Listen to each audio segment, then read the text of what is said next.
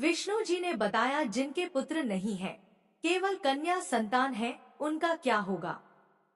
जय श्री कृष्णा। राधे राधे। क्षीर सागर के अनंत विस्तार में शेषशय्या पर विराजमान भगवान लक्ष्मीपति नारायण के दिव्य आभा मंडल से समस्त ब्रह्मांड आलोकित हो रहा था। भगवान के चरणों के निकट विनीता पुत्र पक्षीराज गरुड़ अत्यंत विनीत भाव से करबद्ध होकर एकाग्रचित्त खड़े थे। उनके मन में संसार के कल्याण हेतु एक गहन जिज्ञासा उत्पन्न हुई थी। गरुड़ के नेत्रों में करुणा और शास्त्र सम्मत शंका का मिश्रण था। पक्षीराज गरुड़ ने अत्यंत गंभीर स्वर में प्रश्न किया, हे जगन्नाथ, हे अखिल ब्रह्मांड के स्वामी और सृष्टि के पालन करता, आपके चरणों में मेरा कोटि कोटि नमन है। प्रभु, आपने मुझे यमलोक के मार्ग, प्रेत योनि और उद्धार के अनेक रहस्यों से अवगत कराया है, किंतु आज मेरे मानस में एक ऐसी शंका उदित हुई है जो मृत्युलोक के कोटि कोटि मनुष्यों के भाग्य और धर्म से जुड़ी है। हे माधव, इस संसार में ऐसे मनुष्य या राजा जिनके कोई पुत्र नहीं होते और जिन्हें केवल कन्या संतान ही प्राप्त होती है, उनका पितृलोक में क्या स्थान होता है? क्या वे श्राद्ध, तर्पण और पिंडदान के पुण्य से वंचित रह जाते हैं? समाज में पुत्र को ही पुन्नाम नरक से तारने वाला माना गया है, तो क्या केवल पुत्रियों वाले माता पिता का वंश और मोक्ष नष्ट हो जाता है? क्या वे धर्म की मुख्य धारा से बहिष्कृत हैं? कृपा कर इस अज्ञान के तिमिर को नष्ट करें। भगवान विष्णु ने मंदहास के साथ गरुड़ की ओर देखा। उनकी वाणी में मेघों जैसी गंभीरता और अमृत जैसी शीतलता थी। श्रीहरि बोले, हे गरुड़, तुमने मानवता के कल्याण के लिए अत्यंत श्रेयस्कर प्रश्न किया है। सुनो, यह भ्रम केवल अज्ञानी मनुष्यों का है कि मोक्ष केवल पुत्र पर आश्रित है। मैं तुम्हें एक प्राचीन इतिहास सुनाता हूँ जो तुम्हारे संशय का समूल नाश कर देगा। प्राचीन काल में आर्यावर्त के एक समृद्ध राज्य में चंद्रसेन नाम के एक महाराज राज्य करते थे। चंद्रसेन केवल पराक्रमी ही नहीं, अपितु शास्त्र मर्यादा के पालन में अद्वितीय थे। उनके शासन में प्रजा सुखी थी, विद्वानों का सत्कार होता था और नित्य अग्निहोत्र की गंध से दसों दिशाएं पवित्र रहती थी। राजा चंद्रसेन के हृदय में केवल एक ही शल्य था, संतान का अभाव। वर्षों बीत गए, रानी सुलक्षणा और राजा ने अनगिनत व्रत किए। अंततः महर्षि वशिष्ठ के मार्गदर्शन में राजा ने एक विशाल पुत्रकामेष्टि यज्ञ का अनुष्ठान किया। यज्ञ की पूर्णाहुति के पश्चात देवताओं के आशीर्वाद से रानी सुलक्षणा ने गर्भ धारण किया। संपूर्ण राज्य में उल्लास छा गया। ब्राह्मणों ने भविष्यवाणी की कि राजा के घर साक्षात लक्ष्मी का अंश पधारेगा। समय आने पर रानी ने एक अत्यंत रूपवती और तेजस्वी कन्या को जन्म दिया। राजा ने उसका नाम भानुमति रखा। कुछ समय पश्चात एक और कन्या का जन्म हुआ, जिसका नाम वेदवती रखा गया। राजा ने अपनी दोनों पुत्रियों को पुत्रों से भी बढ़कर स्नेह और संस्कार दिए। उन्हें वेदों का ज्ञान, शस्त्र संचालन और राजधर्म की शिक्षा दी गई। जैसे जैसे राजकुमारियां बड़ी हुईं, राज्य के कुछ संकुचित विचारधारा वाले ब्राह्मणों और सामंतों ने राजा के समक्ष कानाफूसी आरंभ कर दी। एक दिन राजसभा में एक वयोवृद्ध पंडित ने खड़े होकर कहा, महाराज, आप धर्म के ज्ञाता हैं, फिर भी यह कैसा प्रमाद? आपके बाद इस सिंहासन का उत्तराधिकारी कौन होगा? बिना पुत्र के आपकी अंत्येष्टि कौन करेगा? शास्त्र कहते हैं कि पुत्र के बिना गति नहीं होती। यदि आपने किसी पुत्र को गोद नहीं लिया या पुनर्विवाह कर पुत्र प्राप्ति का प्रयत्न नहीं किया, तो आपके पितर परलोक में अतृप्त रहेंगे और भूखे प्यासे भटकेंगे। आपकी ये कन्याएं पराया धन है, ये आपके वंश को कैसे जीवित रखेंगी? इन कटु वचनों ने राजा चंद्रसेन के हृदय को छलनी कर दिया। राजा सत्यप्रायण थे, किंतु शास्त्र के इस कथित पक्षपाती अर्थ ने उन्हें असमंजस में डाल दिया। वे सोचने लगे, क्या मेरी भक्ति, मेरा न्याय और मेरा तप व्यर्थ चला जाएगा? क्या मेरी पुत्रियां, जो साक्षात शक्ति का रूप हैं, मुझे और मेरे पितरों को मोक्ष दिलाने में अक्षम हैं? राजा चंद्रसेन एकांत में जाकर अपने कुलदेवता का ध्यान करने लगे। उनकी आंखों से अश्रु बह रहे थे। वे अपनी पुत्रियों के प्रति समाज के इस दृष्टिकोण से व्यथित थे। क्या वास्तव में कन्या संतान मोक्ष का द्वार नहीं खोल सकती? यह प्रश्न उस समय समस्त आर्यावर्त के आकाश में गूंज रहा था। वैकुंठ में भगवान विष्णु की वाणी सुनकर गरुड़ अत्यंत एकाग्र हो गए। श्रीहरि ने कथा को आगे बढ़ाते हुए कहा, हे गरुड़, राजा चंद्रसेन के मन में संशय का जो विष उत्पन्न हुआ था, उसने उन्हें भीतर तक झकझोर दिया। एक ओर समाज का उपहास था और दूसरी ओर अपनी पुत्रियों के प्रति उनका अगाध प्रेम। उसी समय राजा के स्वप्न में उनके दिवंगत पितर प्रकट हुए। पितरों के मुखमंडल पर तेज नहीं था, वे उदास और क्षीण दिख रहे थे। उन्होंने राजा से कहा, हे पुत्र, समाज की बातें सुनकर तुम्हारा मन डोल रहा है, जिससे हमारे लोक में पिंड की ऊर्जा कम होने लगी है।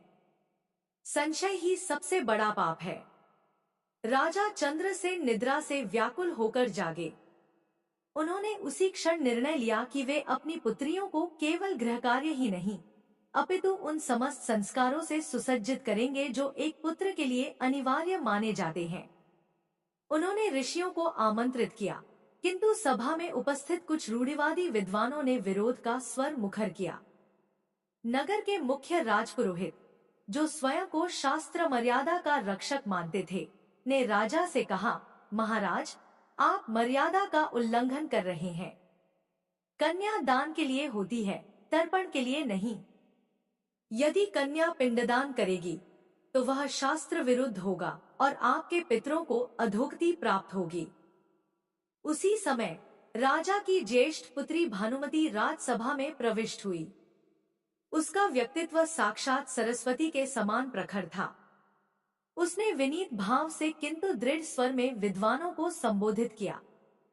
हे पूज्य ब्राह्मणों, मैं आपसे एक जिज्ञासा पूछती हूँ। क्या आत्मा का कोई लिंग होता है? जिस देह को हम जला देते हैं वह पंचतत्वों की है, किंतु जिस पितृऋण की आप बात कर रहे हैं वह रक्त और संस्कारों का ऋण है। यदि माता पिता के रक्त का अंश पुत्र में है तो क्या पुत्री में वह अंश लुप्त हो जाता है? सभा में सन्नाटा छा गया। भानुमति ने आगे कहा, गरुड़ पुराण और श्रुतियों में स्पष्ट उल्लेख है कि पुत्र शब्द केवल पुल्लिंग वाचक नहीं, अपितु संतान वाचक भी है। यदि कोई मनुष्य पुत्रहीन मरता है तो उसकी पत्नी, फिर भाई और उसके अभाव में पुत्री या पुत्री का संतान पिंडदान का पूर्ण अधिकारी होता है। जो पुत्री अपने पिता के प्रति श्रद्धा रखती है वही श्राद्ध की वास्तविक अधिकारिणी है। क्या श्रद्धा केवल पुत्रों के हृदय में निवास करती है? भानुमति के तर्कों ने विद्वानों को निरुत्तर कर दिया, किंतु समाज का संशय अभी भी समाप्त नहीं हुआ था। राजा चंद्रसेन ने घोषणा की, मैं अपनी पुत्रियों के माध्यम से ही अपने कुल की मर्यादा सिद्ध करूंगा। यदि मेरा धर्म सत्य है तो मेरी पुत्रियां ही मेरे मोक्ष का मार्ग प्रशस्त करेंगी। राजा ने भानुमति और वेदवती को राज्य के प्रशासन के साथ साथ अध्यात्म के उच्चतम शिखर पर पहुंचाया। उन्होंने कन्याओं को सिखाया कि कैसे दीन दुखियों की सेवा ही वास्तविक पितृयज्ञ है। किंतु नियति की परीक्षा अभी शेष थी। राज्य में भयंकर अकाल पड़ा। नदियां सूख गईं और अन्न के भंडार रिक्त होने लगे। ज्योतिषियों ने कहा कि यह राजा के पुत्रहीन होने का दोष है, जिससे देवता रुष्ट हैं। राजा चंद्रसेन विचलित नहीं हुए। उन्होंने अपनी पुत्रियों के साथ मिलकर अन्नदान का यज्ञ आरंभ किया। भानुमति ने स्वयं अपने हाथों से प्यासों को जल पिलाया और वेदवती ने मंत्रोच्चार से वातावरण को पवित्र किया। उनकी निष्ठा और करुणा को देखकर प्रजा का हृदय परिवर्तन होने लगा। वे समझने लगे कि जो संतान समाज को जीवन दे सकती है वह पितरों को तृप्ति क्यों नहीं दे सकती। कथा सुनाते सुनाते भगवान विष्णु गरुड़ से बोले, हे पक्षीराज, देखो, उस समय भी मनुष्य अज्ञान के वश में था। लोग यह भूल जाते हैं कि सृष्टि का सृजन शक्ति के बिना संभव नहीं है।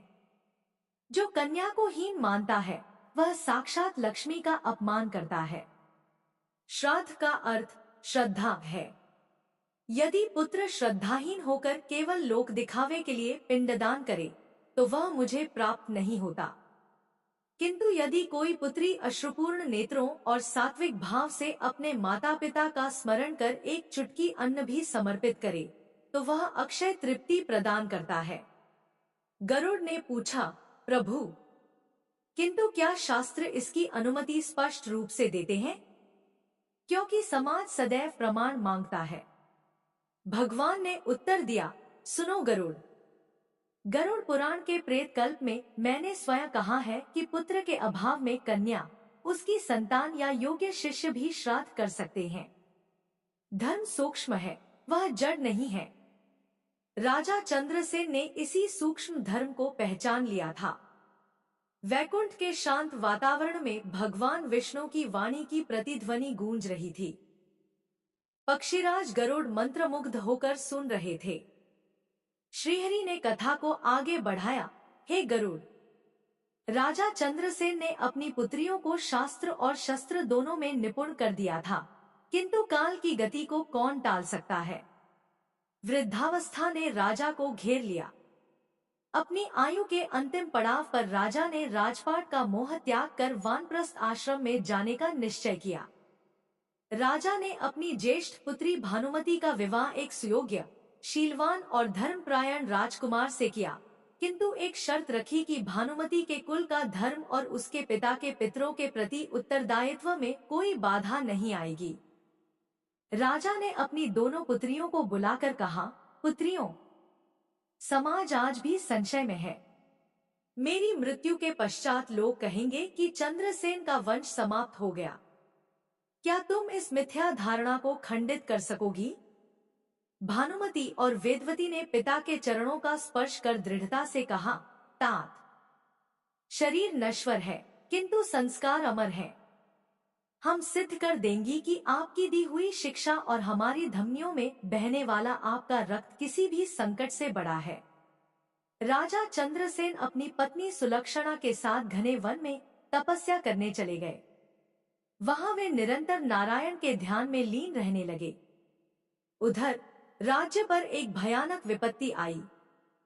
पड़ोसी राज्य के एक क्रूर राजा ने यह सोचकर आक्रमण कर दिया कि चंद्रसेन के कोई पुत्र नहीं है और राज्य अब असुरक्षित है।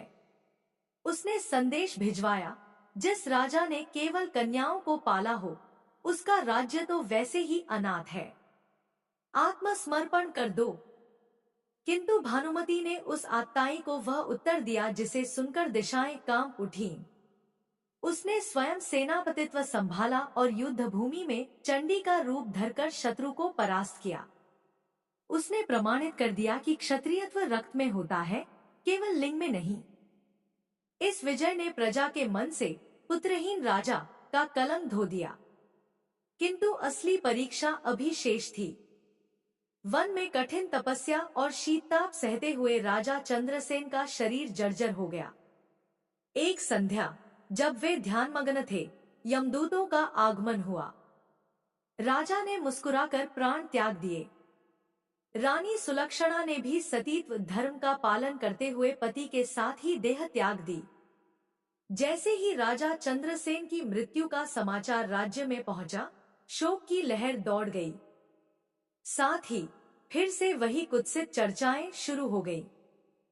श्मशान घाट पर ब्राह्मणों और मंत्रियों की सभा जुटी।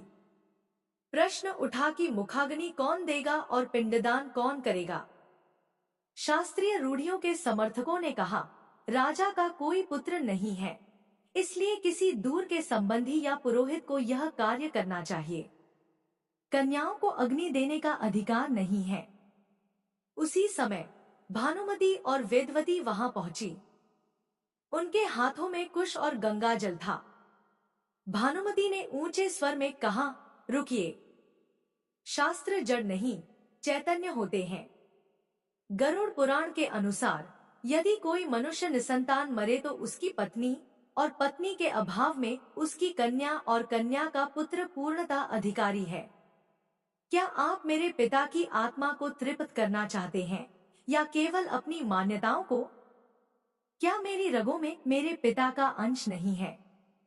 यदि मैं उनके वैभव की अधिकारिणी हूँ, तो उनके कष्ट और उनके मोक्ष के मार्ग को प्रशस्त करने का दायित्व भी मेरा ही है। वहां उपस्थित सभी विद्वान स्तब्ध रह गए। भानुमति की आंखों में पिता के प्रति जो अगाध श्रद्धा थी, उसने शास्त्र के उन गूढ़ रहस्यों को जीवंत कर दिया जो केवल प्रेम और सत्य से ही समझे जा सकते थे। भगवान विष्णु ने गरुड़ की ओर देखते हुए कहा, हे गरुड़। जब भानुमति ने कुश हाथ में लिया तो स्वर्ग और पितृलोक में हलचल मच गई। देवता आकाश से देख रहे थे। इंद्र, वरुण और यमराज यह देखना चाहते थे कि क्या एक कन्या के हाथों दिया गया पिंड पितरों को स्वीकार होगा।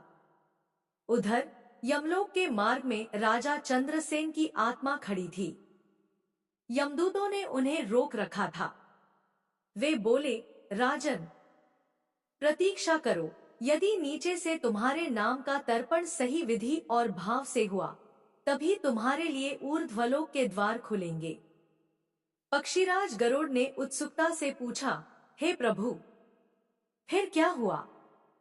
क्या भानुमति ने वह अनुष्ठान पूर्ण किया और क्या पितरों ने उसे स्वीकार किया? भगवान श्रीहरि मंद मंद मुस्कुराए और बोले, वही तो इस कथा का सार है गरुड़। जो अब तुम सुनोगे वह संसार के हर उस मनुष्य के लिए मार्गदर्शक होगा जो कन्या संतान को हीन समझता है। भगवान विष्णु ने गरुड़ की जिज्ञासा को शांत करते हुए कथा को उस बिंदु से आगे बढ़ाया जहां श्रद्धा और शास्त्र का संगम हो रहा था। श्रीहरि बोले, हे गरुड़, श्मशान की उस तप्त भूमि पर जहां राजा चंद्रसेन का पार्थिव शरीर पंच तत्वों में विलीन होने हेतु तत्पर था, वहां एक अपूर्व दृश्य उपस्थित हुआ। भानुमति ने अपने केशों को बांधा, श्वेत वस्त्र धारण किए और हाथ में पवित्र कुश लेकर वेद मंत्रों का उच्चारण आरंभ किया। वहां उपस्थित जनसमूह और विद्वान संशय में थे। तभी भानुमति ने गरुड़ पुराण के उस शाश्वत सत्य को उद्धृत किया जो संकुचित बुद्धि वाले लोग भूल चुके थे। उसने कहा, आत्मा न नर है न नारी। पिता का अंश पुत्री में भी उतना ही है जितना पुत्र में।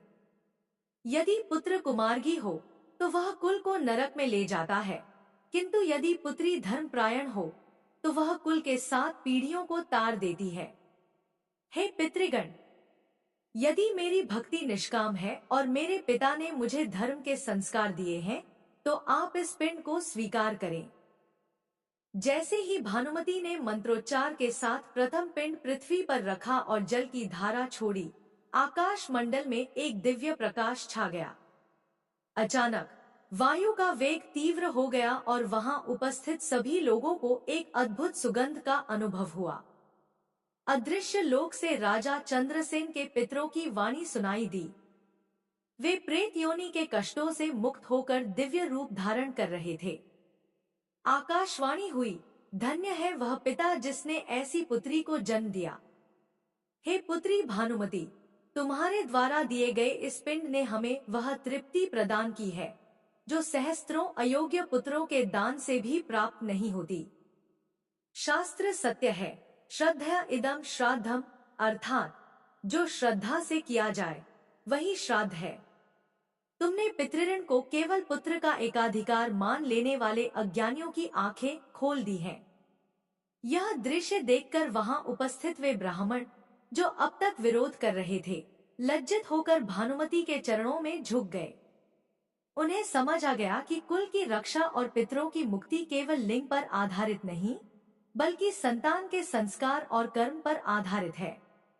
भगवान विष्णु ने गरुड़ से कहा, हे पक्षीराज, उस समय मैंने स्वयं अपनी माया से वहां उपस्थित जनों को यह बोध कराया कि जो पुत्री को पुत्र के समान संस्कार देता है, वह साक्षात मेरे ही पद को प्राप्त करता है।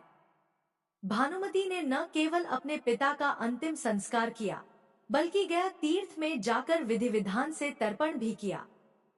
उसके द्वारा छोड़े गए जल की हर बूंद राजा चंद्रसेन के लिए वैकुंठ का मार्ग प्रशस्त कर रही थी। उधर यमलोक के द्वार पर यमराज ने स्वयं राजा चंद्रसेन का स्वागत किया। यमराज ने कहा, हे राजन, आपके पुत्र न होने का शोक व्यर्थ था। आपकी पुत्रियों ने अपने धर्मबल से आपके पितृऋण को पूर्णतः चुका दिया है। आपकी वंशबेल अब आपकी पुत्रियों के माध्यम से और अधिक पल्लवित होगी, क्योंकि वे केवल शरीर नहीं बल्कि आपके धर्म की उत्तराधिकारिणी हैं।